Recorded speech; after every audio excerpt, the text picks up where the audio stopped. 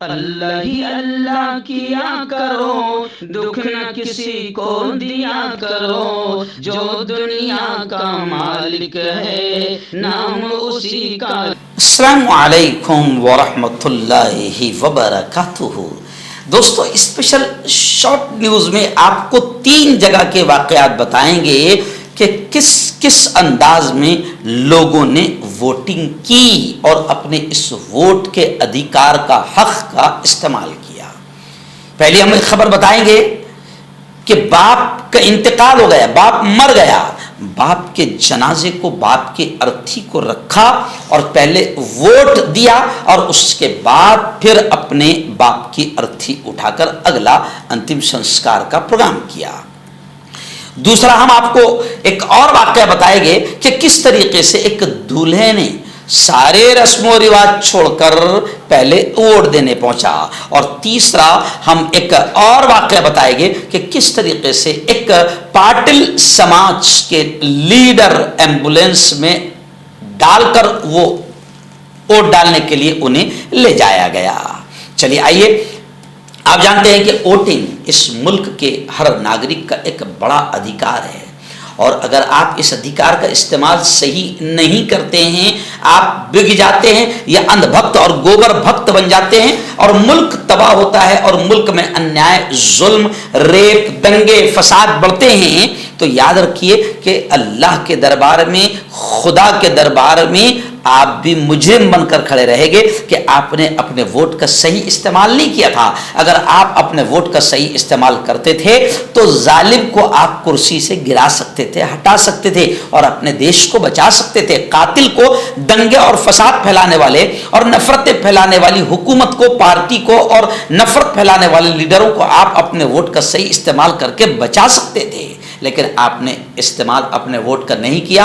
आप घर पर बैठे रहे, आप कारोबार में, दुकानदारी, खेतीबाड़ी में लगे रहे और फिर जालिम और कातिल अगर बैठ गया तो उसके दरबार में शिकायत मत करना कि जालिम बैठ गए और अब वो जुल्म कर रहे हैं। चलिए आइए, बहुत अच्छे अच्छे लोग हैं जो वोट की अहमियत को समझते हैं और वोट का इस्तेमाल करते हैं। इस वक्त एक खबर मेरी निगाहों के सामने आ रही है अकोला जिले की। जी हाँ, अकोला जिले के एक गांव से खबर आ रही है कि वहां पर रंचा चंद्र नामी एक शख्स, जिसकी 88 बरस की उम्र में जिसका इंतकाल हो गया, निधन हो गया।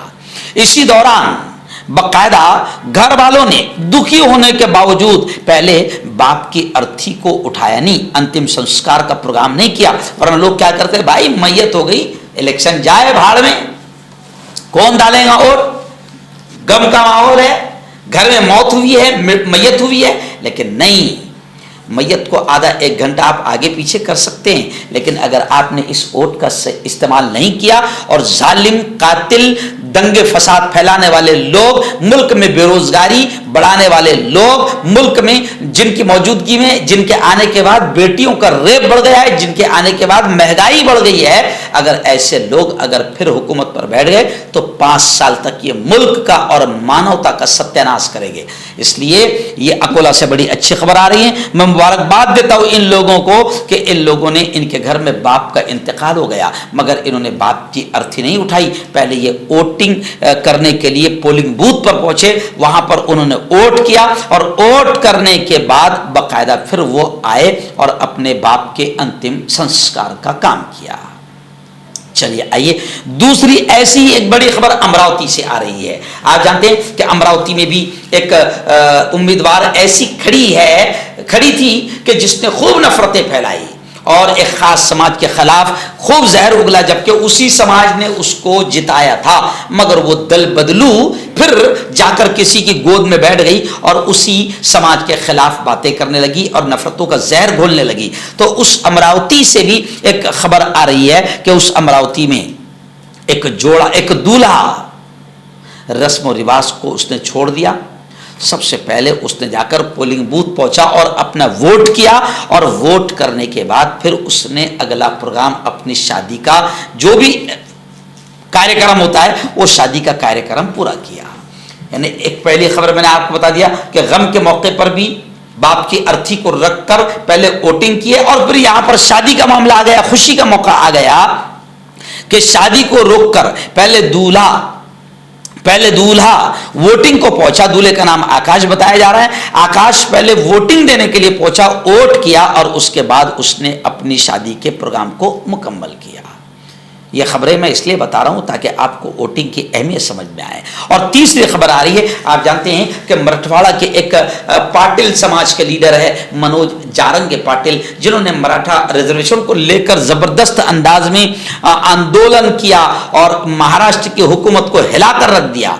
वो मनोज जारंगे पाटिल बीमार हो गए, हॉस्पिटल में एडमिट हो गए, लेकिन उन्होंने वोट की अहमियत को लोगों को समझाया कि एम्बुलेंस में उनको डाला गया। उन्होंने कहा कि मुझे वोट करने ले जाओ। वो एम्बुलेंस में उन्हें रखा गया और एम्बुलेंस के साथ वो वोटिंग बूथ पर पहुंचे, पोलिंग बूथ पर पहुंचे और वहां पर उन्होंने अपने वोट का इस्तेमाल किया। ये खबरें, मैंने 3 खबरें आपको इसलिए बताया हूं कि मेरे भाइयों, और ख़ासतौर से मैं मेरे समाज से, मुसलमानों से हाथ जोड़कर कह रहा हूं कि खुदा के वास्ते, अगर चाहते हो कि तुम्हारी शरीयत महफूज रहे, अगर चाहते हो कि तुम्हारा दीन धर्म महफूज रहे, अगर चाहते हो कि तुम्हारी मदरसे मस्जिदें महफूज रहे, और अगर ये चाहते हो कि मुल्क में अमन व अमान शांति बनी रहे, अगर चाहते हो कि ये मुल्क दंगे फसाद से महफूज रहे, अगर चाहते हो कि तुम्हारी मॉब लिंचिंग दाढ़ी टोपी देखकर ना हो, अगर चाहते हो कि मुल्क की एकता और हिंदू मुस्लिम प्रेम बाकी रहे, तो मुसलमानों से भी मैं कहूँगा कि घरों से निकलो, दुकानों से निकलो और उस दिन काम को मत जाओ, मगर पहले वोट करने जाओ। और आप ये भी जानते हैं कि पूरे मुल्क के तमाम हमारे धर्म गुरुओं ने ऐलान कर दिया है कि अब की बार हमें संविधान को बचाने के लिए, मुल्क को बचाने के लिए, मुल्क की अमन व अमान शांति एकता को बचाने के लिए अब हमको वोट करना है और इंडिया अलायंस को मजबूत करना है। इंडिया अलायंस का जो भी उम्मीदवार जहां खड़ा है उसको आपको वोट करना है, उसको आपको मजबूत करना है। कहीं पर शिवसेना का उम्मीदवार खड़ा है, उसकी निशानी मशाल होगी, आपको मशाल को वोट देना है। कहीं पर राष्ट्रवादी का उम्मीदवार खड़ा है, उसकी निशानी तुतारी होगी, तुतारी को आपको वोट देना है। कहीं कांग्रेस का उम्मीदवार खड़ा है, उसकी निशानी पंजा होगी, पंजे को वोट देना है। इंडिया अलायंस, कहीं पर आम आदमी पार्टी का उम्मीदवार खड़ा हुआ है इंडिया अलायंस की जानिब से, महा विकास अघाड़ी की जानिब से, या इत्तेहाद की जो महागठबंधन बना है उसकी जानिब से, तो जहां भी आम आदमी पार्टी का उम्मीदवार खड़ा है आप उसको वोट दीजिए। जहां शिवसेना उद्धव ठाकरे गठ का उम्मीदवार खड़ा है, मशाल उसकी निशानी है, उसको वोट दीजिए। जहां पर कांग्रेस का उम्मीदवार खड़ा है वहां पर पंजे की निशानी को देखकर वोट दीजिए। लेकिन मुल्क को बचाने के लिए अब अपने वोट का सही इस्तेमाल कीजिए।